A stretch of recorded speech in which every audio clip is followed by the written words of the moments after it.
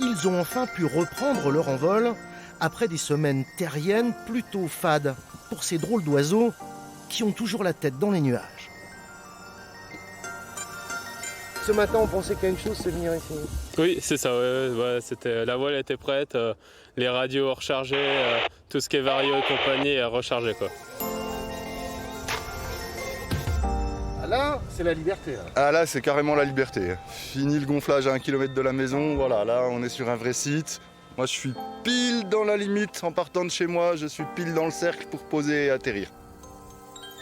De l'autre côté de la colline, les trailers eux aussi sont de retour dans la forêt. Et à grande foulée en plus, histoire de rattraper un peu le temps perdu. Aujourd'hui, avec ce temps et puis la possibilité de courir un peu plus loin qu'un kilomètre de chez soi, tout le monde profite un petit peu. Pouvoir refaire un peu de dénivelé, c'est toujours agréable. Pour les amoureux de la nature, c'est un moment dont chacun va profiter. D'une part de ces dernières semaines qui ont été très difficiles, et puis d'autre part du temps qui est de la partie.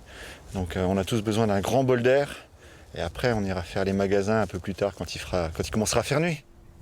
Les golfeurs, eux aussi, ont de la chance. Comme les amateurs de tennis ou d'équitation, ils peuvent à nouveau pratiquer leur sport, même si le parcours de 18 trous reste pour le moment impossible. On a la contrainte effectivement du temps qui est de 3 heures avec le déplacement.